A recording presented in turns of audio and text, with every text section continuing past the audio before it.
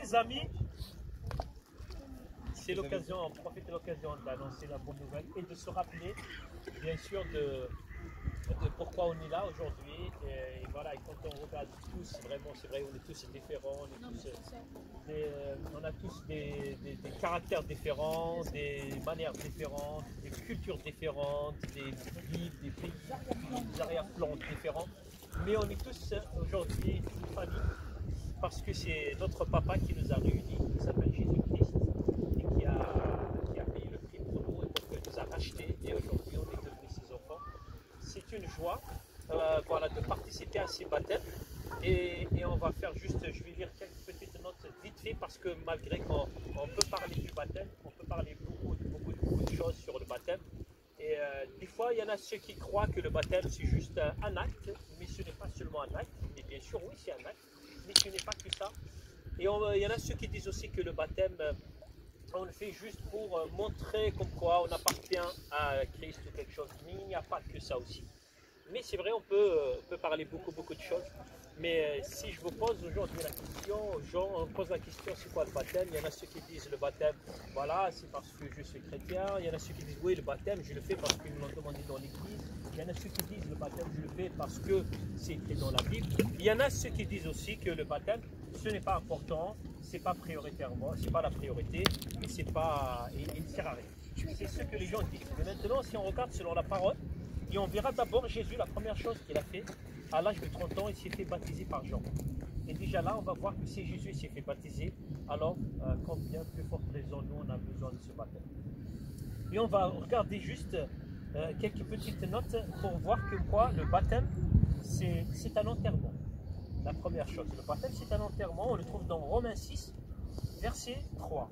Et l'apôtre dit, ignorez-vous que nous tous qui avons été baptisés en Jésus-Christ, si en sa mort que nous avons été baptisés, ça veut dire le baptême, c'est mourir avec Christ.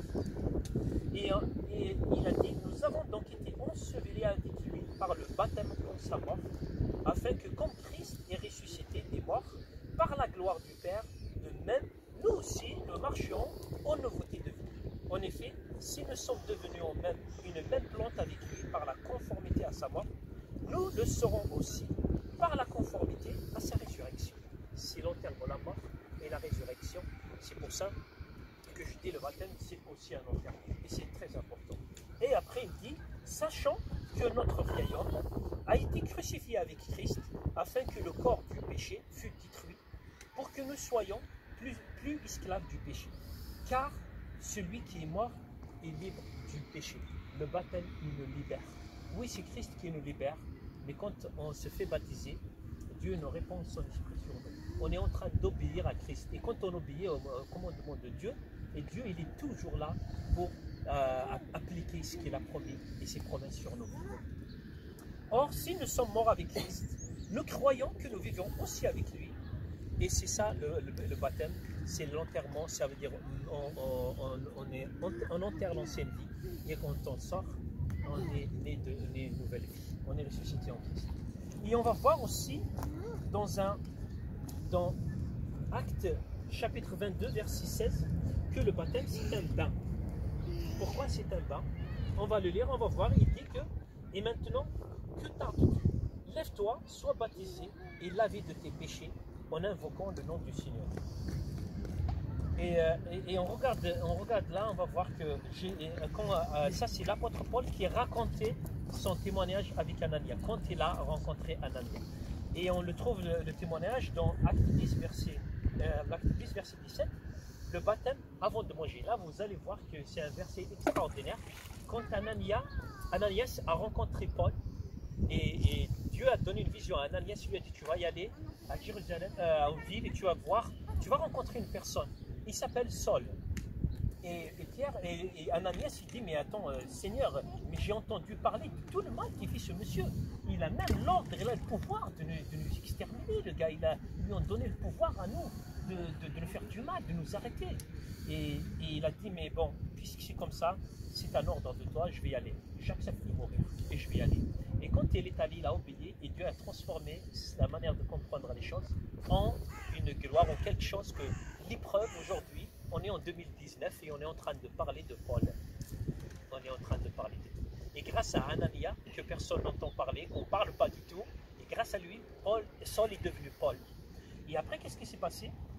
Donc il est arrivé chez lui, il lui a dit Saul, il lui a dit voilà, je suis envoyé de Dieu, et Dieu a parlé d'abord à Paul, il va une personne qui va venir, et va lui rendre la vie. Quand Ananias a posé les mains sur ses yeux, il y avait comme des écailles qui sont tombées de ses yeux, il a retrouvé la vue. Et qu'est-ce qui s'est passé après? Est-ce qu'ils ont allé manger? Ils ne sont pas allés manger. Est-ce qu'ils avaient prié? Ils n'avaient pas prié. Peut-être qu'ils avaient prié, il n'y a rien de mal, au contraire, c'est bien. Est-ce qu'ils avaient discuté de la persécution? Non. Qu'est-ce qui s'est passé? Est-ce qu'il lui a fait un stage? Pas de stage. Il lui a formé pendant 3 ans, il ne l'a pas formé pendant 3 ans. Mais vous savez qu'est-ce qui s'est passé?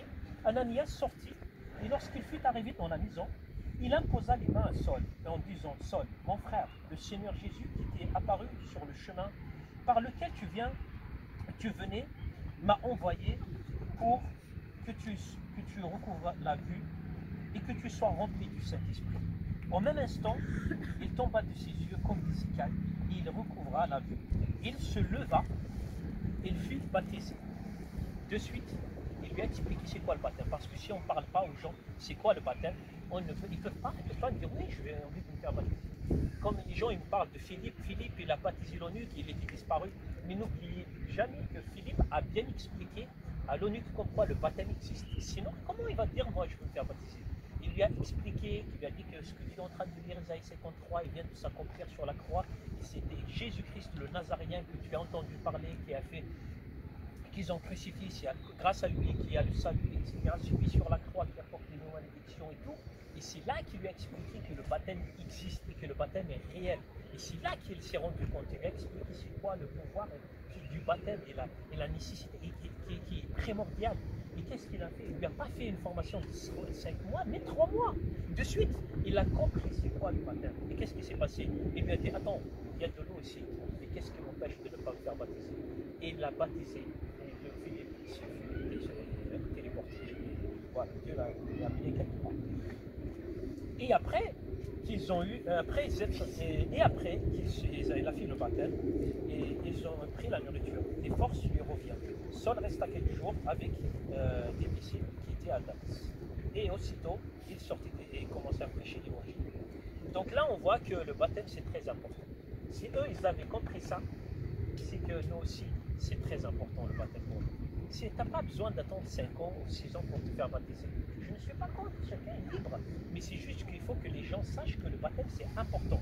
Après, on va dire que le baptême nous purifie.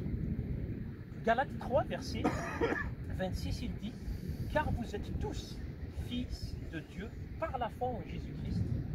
Vous tous qui avez été baptisés en Christ, vous avez revêtu Christ. Marie, aimez vos femmes comme Christ a aimé l'Église. Il s'est livré lui-même pour elle, afin de la sanctifier par la parole, après l'avoir purifiée par le baptême d'eau. » C'est là qu'on comprend que l'Église, ce n'est pas une maison ou un bâtiment, parce qu'on ne peut pas se sanctifier par le baptême. Donc c'est là que les gens comprennent que l'Église, c'est nous, c'est les membres de chaque être humain qui accepte Jésus et qui se fait baptiser, devient purifié par Jésus-Christ. Et là, on voit que c'est un peu des passages tout simples, mais qui nous montrent comme quoi le baptême nous purifie, et c'est important. Il y a plein de versets qui nous parlent comme ça. Et il y en a un aussi qu'on doit prendre vraiment au sérieux, parce qu'il dit dans Marc 16, verset 16, « Celui qui croira et qui sera baptisé sera sauvé, mais celui qui ne croira pas sera condamné. » Et beaucoup de gens ici ils prennent la moitié de ce verset et pratiquent ce qu'ils veulent. Et la Bible est claire et nette, elle dit que celui qui croira et qui sera baptisé sera sauvé. Si aujourd'hui on est vivant et qu'on a accepté Jésus, on est sauvé, il n'y a pas de souci, c'est pas notre affaire tout ça. Si j'arrive au ciel et que Dieu me dit, mon fils, pourquoi tu t'es pas fait baptiser? Qu'est-ce que je peux lui trouver comme excuse? Est-ce que je peux lui dire qu'il n'y a pas d'eau? Ça ne marchera pas. Je vais lui dire, Seigneur, j'avais pas le temps, il y a un problème, ça ne marchera pas. Je vais lui dire, Seigneur, personne ne m'en a parlé. On écoute tous les jours la parole de Dieu. Tous les jours, il y a des baptêmes dans tout. Il y a la parole, c'est clair. On va lui dire, Seigneur, je ne trouve pas de personne à me baptiser. On est 1 milliard de chrétiens sur terre, il y en a. Donc, il faut qu'on prenne les choses au sérieux. Le baptême, c'est très très important. Après, vous avez peut-être entendu parler des gens qui se refont baptiser. Moi, je suis contre. Je peux seulement rebaptiser quelqu'un qui est baptisé bébé, autant qu'enfant. Pourquoi? Parce que le baptême qu'on a fait autant que bébé, l'Église, je ne suis pas contre un catholique ou peu importe, quand on baptise des bébés, en fait, il y a des conditions dans le baptême qu'on ne respecte pas. Je vais vous dire ces conditions. Nous, on baptise les gens par 3 conditions. En fait, le baptême, il faut qu'il soit fait sur la foi en Jésus-Christ. Donc, on ne peut pas baptiser quelqu'un qui ne croit pas en Jésus. Donc, quand je prends un bébé et je lui dis, est-ce que tu crois en Jésus? Un bébé ne me répond pas. Donc, on ne peut pas le baptiser. Et j'ai une bonne nouvelle en plus, c'est que les bébés, ils n'ont pas besoin de se faire baptiser. Ils ne sont pas dans le péché encore. Il y avait le péché parce qu'ils sont nés dans le monde. Mais Christ, ils sont pas encore, ils ne font pas le péché consciemment avec leur propre force. Donc c'est l'affaire de Dieu. Ne vous inquiétez pas pour ça. C'est la seule catégorie qui n'a pas besoin de se repentir. Parce que le baptême, il y a la repentance derrière. Est-ce qu'un bébé, on lui dit, est-ce que tu te repens? Qu'est-ce qui va se repentir un bébé? Est-ce qu'il peut te dire, oui, je me repens? Il ne peut pas se repentir un bébé. Donc le baptême bébé n'est pas valable. La première condition, c'est la foi en Jésus-Christ. On ne peut pas baptiser quelqu'un qui ne croit pas en Jésus. Donc, on baptise sur la foi. Donc, quand un bébé et on lui dit, est-ce que tu crois en Jésus? Il ne peut pas le répondre.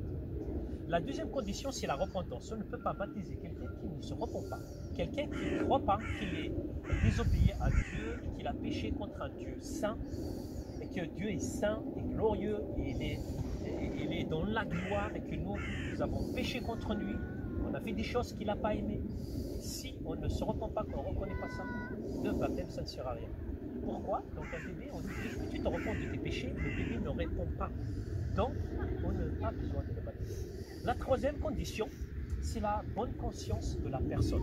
En fait, nous, on est obligé d'expliquer le baptême aux gens, de leur dire c'est quoi, de leur montrer ce qu'il faut, comment faire.